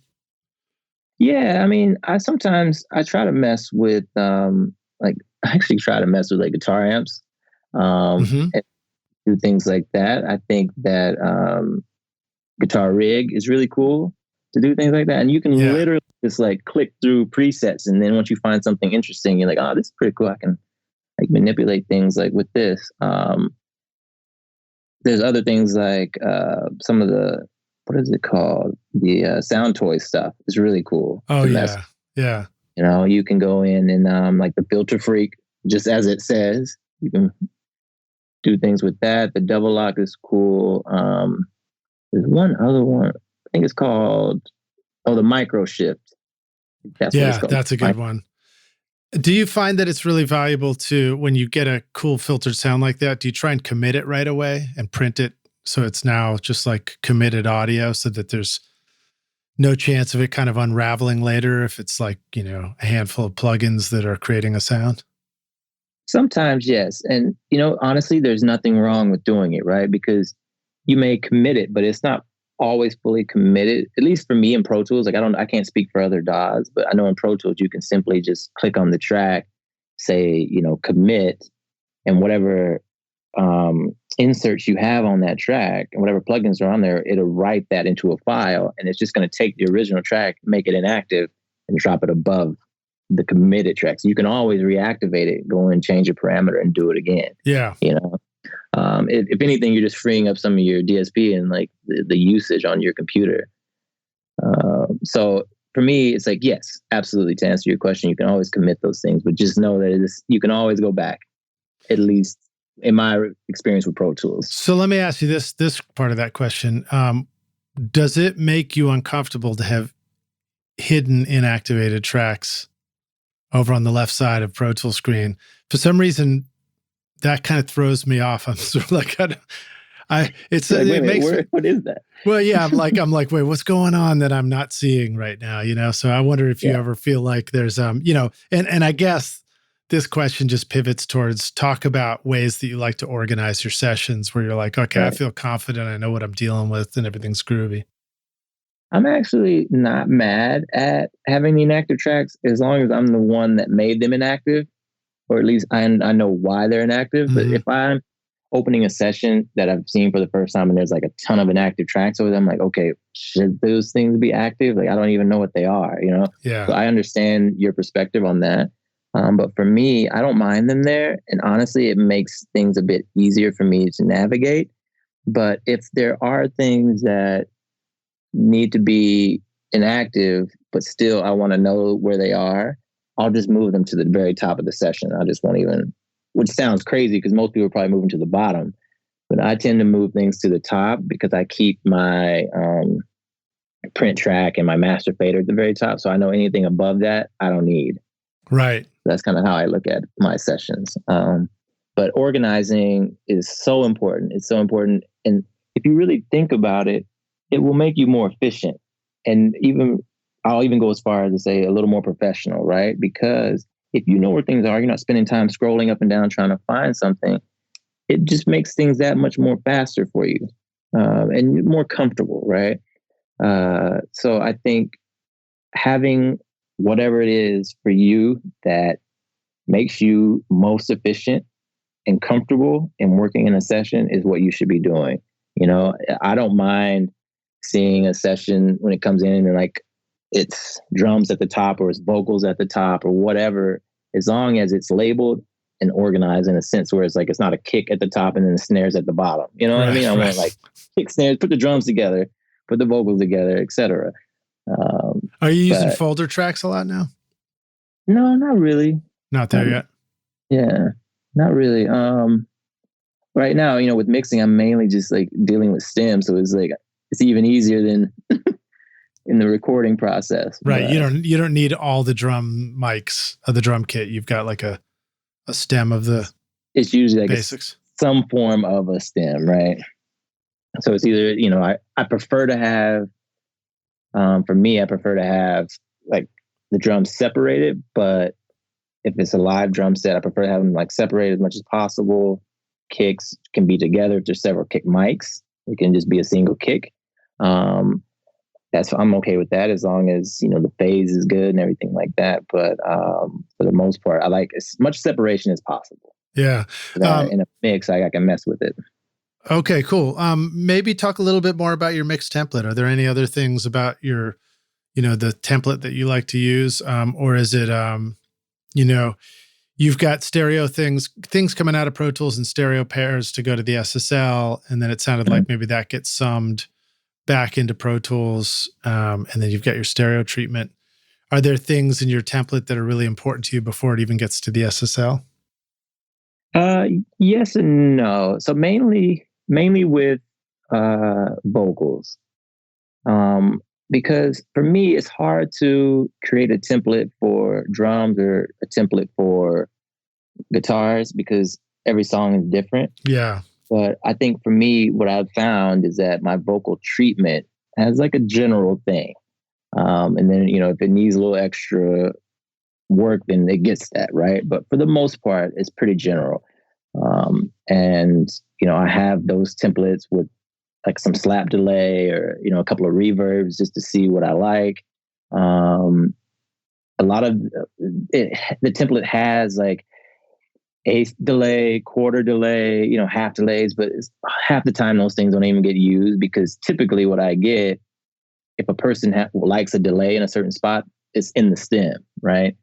Or they printed that delay and it's just like right below. So I don't need to get as creative with those as opposed to just like having a little slap delay or a little reverb ready to go. Right. You're trying to make space around it more than give it a new character. Exactly. Yeah. Yeah. Because, in my experience, like they've been listening to this record, whoever the artist is, they've been listening to it for however many days, weeks, months. They don't want to hear a whole new take on it. Right. They're sending it out because it's ready to go get mixed. And it's like I can get a little creative if I feel necessary, but beyond that, like I'm just trying to enhance what I was given. Right on. Yeah. What are some ways that you make sure that you're always moving forward with the mix and you're improving on where you started from? I think taking breaks. I think like, do you keep the rough mix handy all the time and keep right? That's exactly gonna be my next sentence. Yeah, I think so. One thing I always request is the reference mix, the rough mix, whatever you want to call it, whatever the last thing the artist, producer has been listening to. Now, I'm going to take your lead on that. I'm going to say, drop the word rough mix and just start calling it the reference mix. That sounds way more respectful, right? Yeah, it's always a reference. And that always is on an external on the SSL. I can always just quickly go in and out of that and listen to it. And whatever works for your setup, but always have it there and be able to listen to it because it's so important that you're always like enhancing, right? And making things better, but not changing things too much, at least in my experience. Right. Read it and beat it or something, right? Exactly. If I was an artist, I wouldn't want to hear a completely new take on something that I'd just been working my ass off for to do right. Excuse my language, but it's tough. It's tough. Yeah, I mean, I guess there's different things about that, but I know what you mean. I've worked really hard to get something to sound right, and then when somebody else has mixed it, sometimes they mix it and I'm like, yeah, that's great. And then other times I might be like, I don't know, you're missing the most important stuff here, so. Right. Yeah, I mean, again, and sometimes people will tell you, they'll say, hey, I just want you to do your absolute thing to this, whatever you hear, do it. Yeah. Sometimes they're like, hey, I was working with Jack Newsom. He was like, "Hey, we spent so much time on these productions. Like, just listen to the reference and then just do your thing. Make it sonically good, but keep with the reference as well. You know, really use that." And so that was, it's helpful to hear those things. So, so let's see. You were talking about the vocal stuff that you do use. You said sometimes it's just like a really short slap or some reverb. Talk a little bit about that. Like, what are useful, just starting points for us? Yeah. So for me, on my vocal bus, like if I'm speaking of just like, let's say a lead vocal, it's again that idea of like little by little, right? So I'll always start with a little compression, just a little, tap of it, right? And then that's when I tend to do my EQ right after that. Any EQ work that needs to be done, I typically will either, if it's more surgical, I'll use some plugins for that. If it's something that I can just add a little sparkle on the top or move some low end out, it'll be done on the SSL channel strip. But either way, that tends to come after the compression. And then I tend to add, what's the plugin called? MV2. I just love what that does to vocals. And again, just light, right? Just keep it light. I'm not ever doing too much with it, but I do think it helps to kind of like make it a little bit more bold, a little bigger, take up a little more space, right? And then after that, it really depends. Sometimes I've toyed with adding like the slightest little bit of in a form of distortion to a vocal. But again, that really just depends on how I feel with it. What are some fun go-tos for finding that distortion? I really like the BX solo, which is ultimately what it's doing. It's just adding like a little bit of distortion to the vocal. And it just like brings it out a little bit. It like sends it forward, and which is ultimately what the MV2 is kind of doing as well to my ear, right? It's like bringing it forward. So BX Solo, is that the one that I'm looking at it now, and it's got a stereo width knob, and it's like it's kind of like a stereo master. Are we thinking about the right one? There's also one that was a BX, I don't remember what it's called, but it's like, it looks like there's a pair of speakers, and it's for like, you can kind of crank up your guitars. The one that, so we're talking about the one that says stereo width. So for me, I don't personally hear what the stereo width is happening. For me, it sounds like in a form of distortion, and maybe it's some form of like phase that is messing with. Cool. But for me, it just brings it forward a little bit. Oh, very cool. Nice. Yeah. I dig it. All right. So sorry, keep going. Oh, no, I mean, yeah, that's pretty much it. From there, it's like a little slap delay, and you can get that from anywhere. I think the biggest thing with slap delay is, for me, the secret is always having the right side or left side, whichever one you choose, slightly slower than the left, right? Right. So it sounds a little bit wider. A little wider, and it creates width to it. Yep, exactly. Okay, and reverbs just, I mean, it varies song to song. I mean, it really just depends on what the vibe is. Yeah. You're just trying to put the vocal in a certain space that fits that song. Absolutely. Yeah.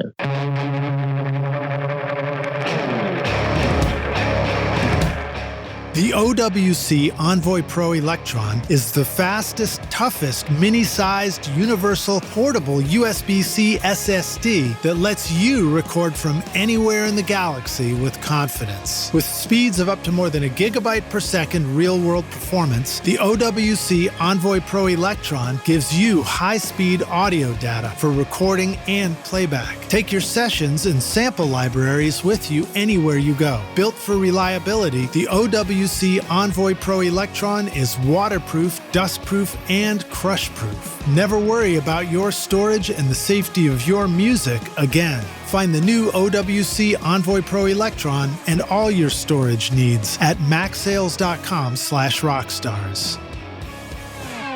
All right, cool. What about listening to your mix and making sure that you're making all the right decisions? Do you have a routine for checking things like making sure that your balance is right, making sure that your low end feels right? Do you take it out to the car? Do you listen on earbuds? Do you listen on the iPhone speaker? All that kind of stuff?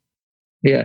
So I think in today's market, for me, speakers are not as important. People are going to ridicule me for this one. Are not as important as listening on headphones, listening on your iPhone speaker, listening on your laptop speakers, and listening in your car.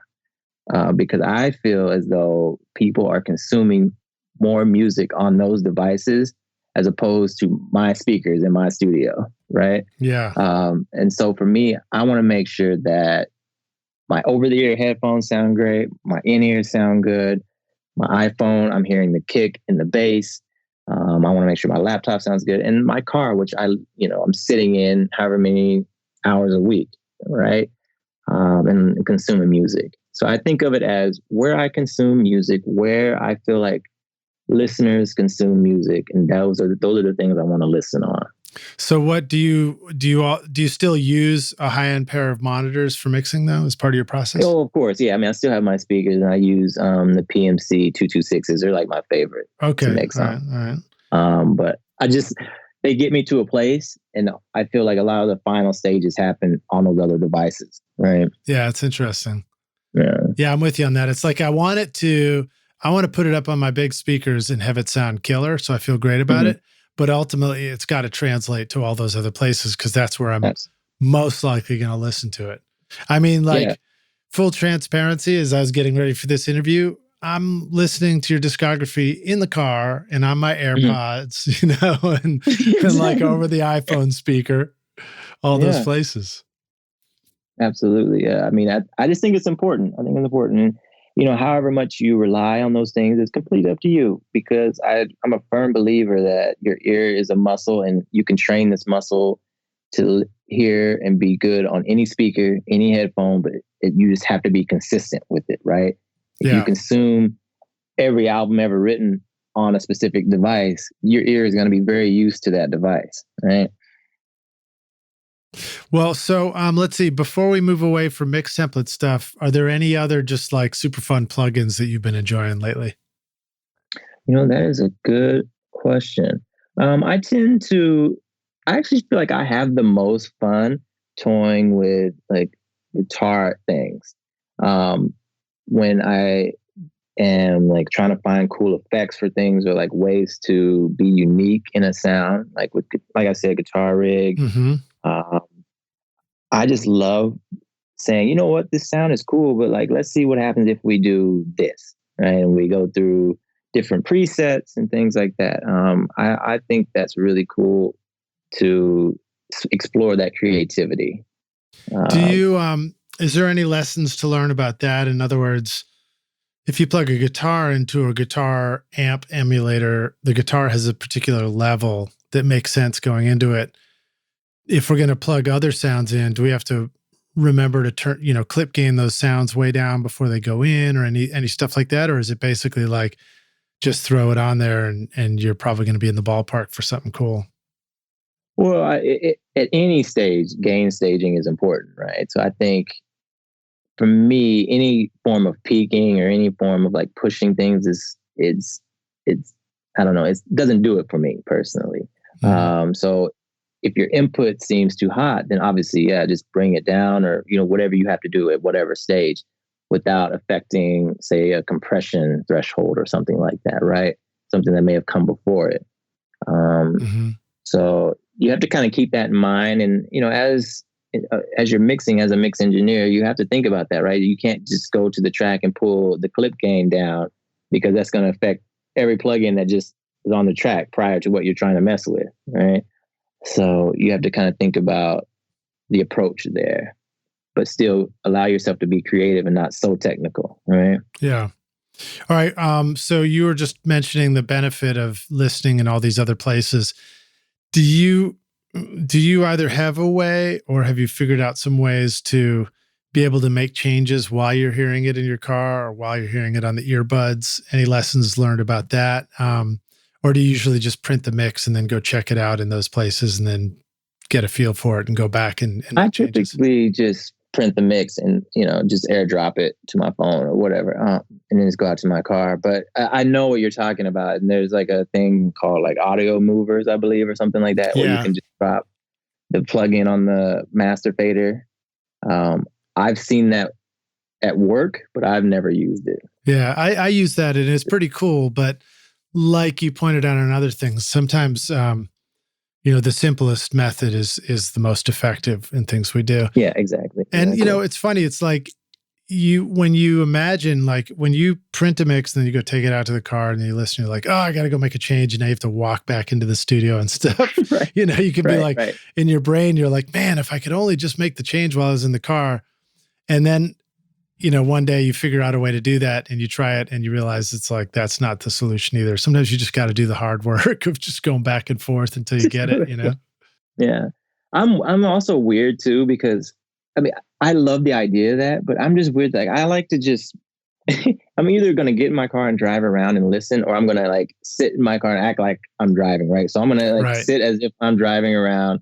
I'm not going to sit to the side or like lay my seat back or anything like that. I'm going to sit like I'm actually listening, because I feel like if I put myself, let me rephrase, where I'm driving and like driving around and sitting in the car, I'm listening in that form. Right. So I want to make sure I'm still listening in that form. Yeah.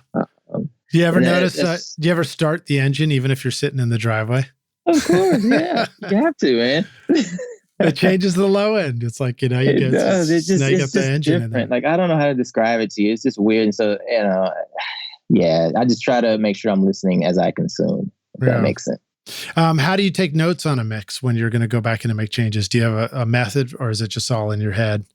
It's usually mental, and I typically forget at least one thing. Right.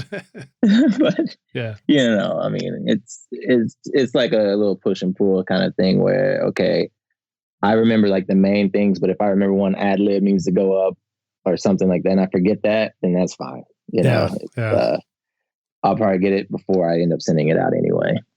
I used to do little codes. Like I'll just keep it real quick. I'll put a V and then an arrow up or an arrow down, See, that's smart. Yeah.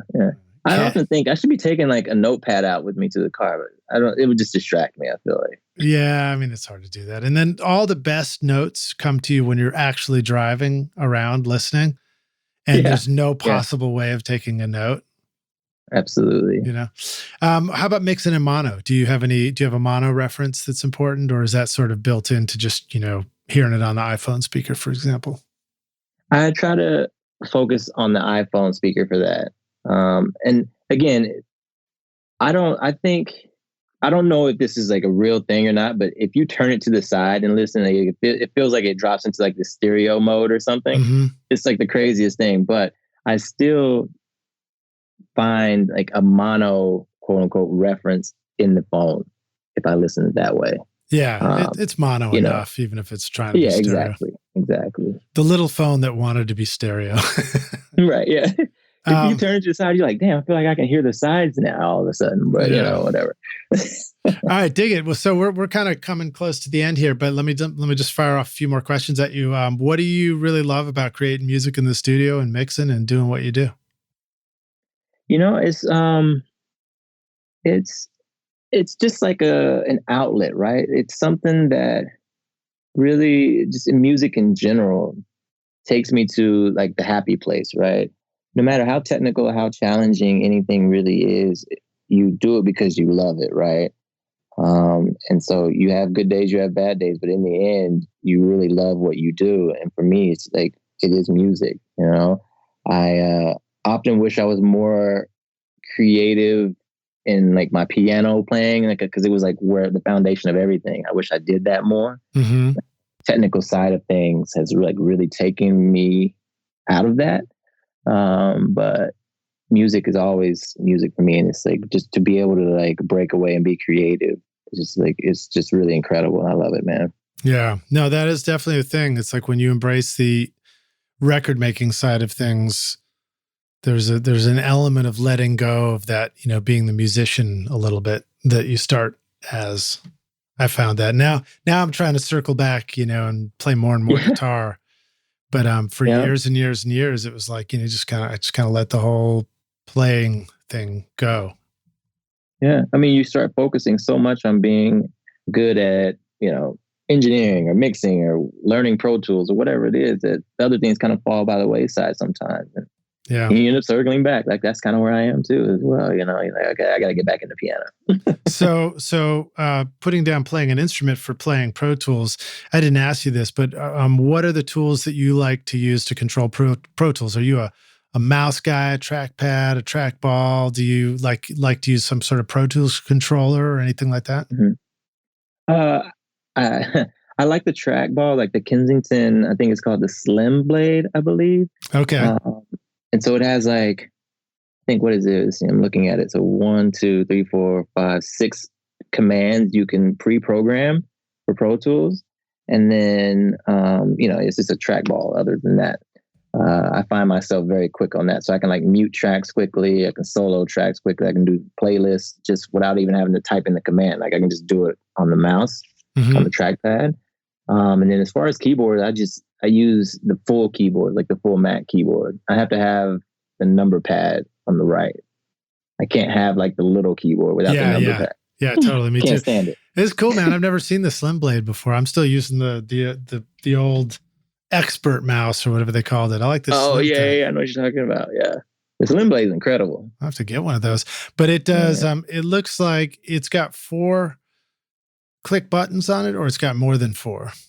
It's got 4, but if you hit the top 2, that's a command together, and the bottom 2 together is a command. So that creates 6.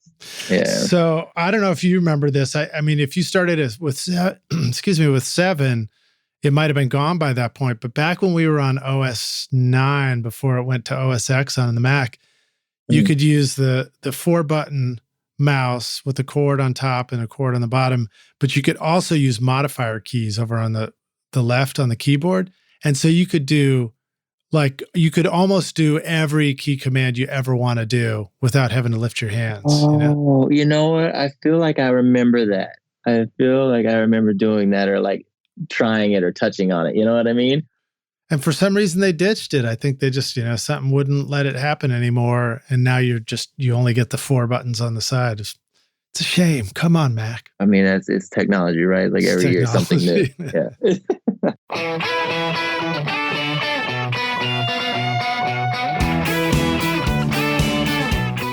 Do you want to record killer drums in your home studio? Rockstars of Drums will show you how to record, edit, and mix pro-sounding drums with examples from a Nashville session drummer in a Grammy-winning studio. Do you want to know how to master your own music at home? Rockstars of Mastering will show you how with plugins in your DAW so that your music will sound awesome when you finish your mixes. And if you're looking for a step-by-step solution for a pro-sounding mix that won't take years to learn, the Ultimate Mixing Masterclass with Craig Alvin will show you a proven method for creating Grammy-winning quality mixes that you can apply in your home studio right now. Or if you just need to learn the fundamentals of creating a great sounding mix, then register for my free course Mixmaster Bundle to get great mixes using simple free plugins. And get started now making your best record ever at recordingstudiorockstars.com/academy. Use the code ROCKSTAR at checkout to get 10% off any course for a limited time.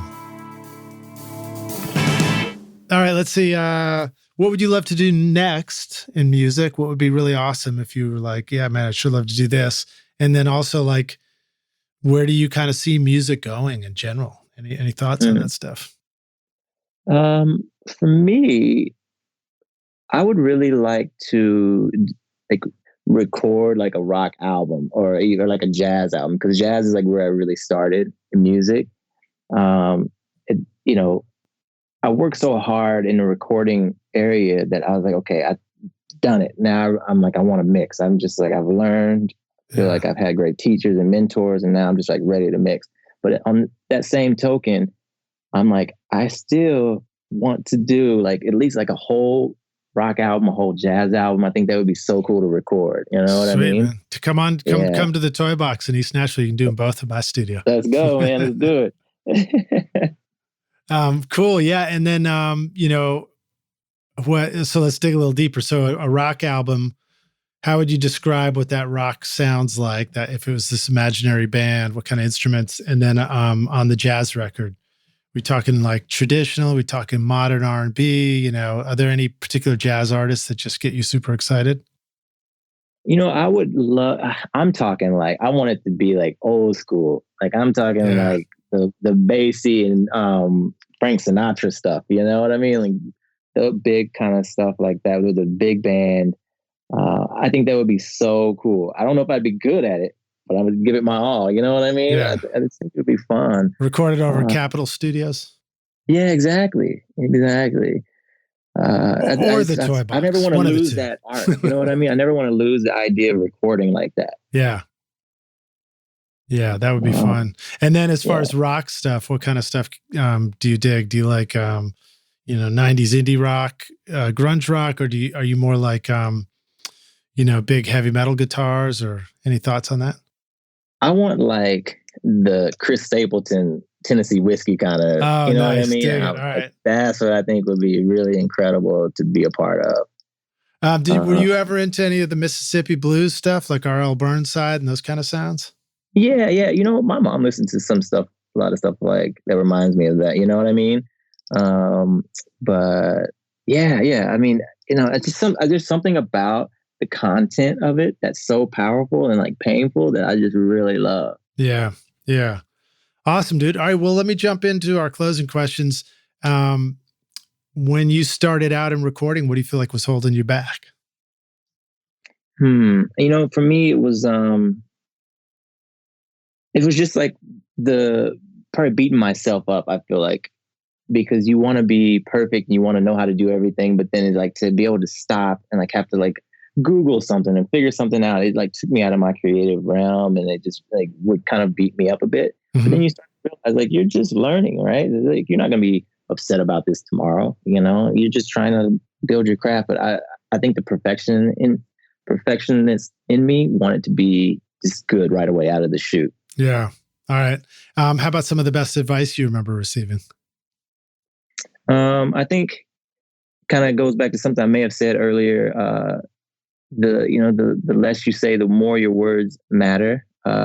So this guy said to me one time, I was assisting this guy, and he was like, the less you get on the talk back, the less you take the artist out of the creative space. So like vibe is everything, I don't want to talk to them more than I have to sometimes, because if I see them in their space and they're recording and we got a good vibe going, I don't need to talk to you that much. Like we can just like record and then, we can chop it up later. Yeah. Yeah. I think that is good advice. How about a tip or a resource for the business side of doing this? So for the rock stars who want to do this for more than just a hobby, what advice do you have about, staying in the game and making a living out of it? Like for me, it makes me think of my dad as like a handyman, right? He taught me how like electrical works in the house and the walls, and like how plumbing works. And so for me, I needed to know how everything worked. I needed to know like how the microphone worked, how does it get signal to the board. And I remember in school, someone said, why do I even need to understand signal flow? And I think understanding that is so important. And even in the business side, it's like understanding how you as a business works, right? Understanding how your taxes work, understanding every little thing about your business and your career is so important, because if you understand it, you can make it work the most efficiently, right? For you. Yeah. You got to understand signal flow before you can understand lyric flow, right? Absolutely. All right, cool, man. Last one. So this one's hypothetical. We're going to take the Wayback Studio machine. You get to go back and find young Q. What was your instrument again? Were you playing guitar? No, piano. I was playing piano. Mm-hmm, so you're practicing your piano. And you say, listen, dude, I've come back to give you this one bit of advice. Here's the single most important thing you need to know to be a rock star of the studio yourself one day. What advice would you go back and give yourself if you could? I mean, probably just practice more. It's like what we said. It's like you focus so much on one thing that you lose like another thing, Mm-hmm. Like, still be great at all of it. It's I think it's so important to make sure the things that make you happy, you're still doing. You don't have to lose one thing to gain another. Nice, man. Yeah. Don't let anything go. Yeah. Wait a minute. I thought that's how I got into hoarding and have so much stuff in my basement and so much old studio gear in my studio. I think that just comes along with audio. I think it's just like a part of it. Yeah. Awesome. Well, dude, thanks so much for being on Recording Studio Rockstars with us. It was a blast to meet you, and really cool to hear all the stories of what you're doing there, and a lot of fun to listen to your music. Rockstars, a reminder that you can check out the playlist in the show notes. So please click through and go listen to Q's, the records that he's doing with Dr. Dre, and all the stuff he's doing out there in LA. Great stuff. And again, another thank you to Colin Ramsey over at GPS Management for making our introduction. Thanks for joining us, dude. It's great to meet you. Hey, man, thank you so much for having me. I really appreciate it. It was fun. Yeah. Let the rock stars know, where can they go find you online? Where would you like them to go check out your work? What if they just need to mix their next hit record with you? Yeah, definitely. Colin over at GPS, Colin and Jeremiah over at GPS. I think the link's probably in my social media, my Instagram, EQ by Q. You can click that, reach out to them. I'm down to mix anything and everything, man. I'm just a music lover and want to hear and be a part of everything. So cool, man. Well, thank you again. And I look forward to meeting you in person, and come make those rock and jazz records with me here at the Toy Box. It'll be great. I love it. Thank you so much. Yeah, our pleasure, man. It's an honor. Bye. Thanks. Cheers.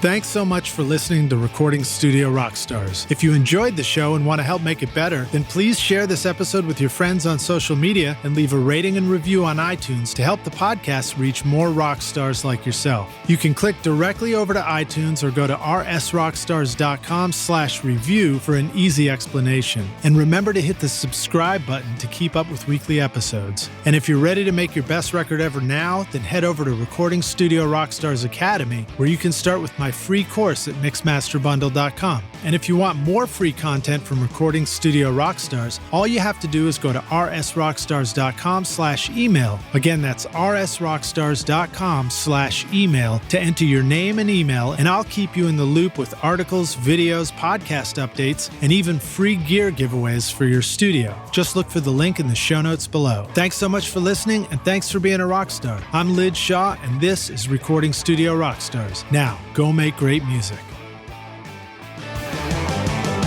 Recording Studio Rockstars would like to give a big thank you to our amazing sponsors who have helped make this episode possible. OWC, Atom Audio, Spectra 1964, Isotope, and JZ Microphones. Remember to use the coupon codes ROCK10 at isotope.com/rockstars for 10% off any plugin purchase, or start your extended 30-day free trial subscription to get access to lots of plugins, and Rockstars at JZ mic.com for 50% off select vintage series mics for a limited time. And remember to visit the Atom Audio YouTube channel for free interviews and masterclasses, and use the coupon code ROCKSTAR for 10% off any course at Recording Studio Rockstars Academy for a limited time. You'll find links to all these wonderful sponsors in the description of this podcast. These are all things I highly recommend for your studio. They're going to help you make your best record ever. I would also like to thank our fantastic team here at Recording Studio Rockstars, Vlad Weselchenko, Braden Stremming, and John Richardson, for additional podcast and video production. Thanks so much for listening, and we'll see you in the next episode. Cheers.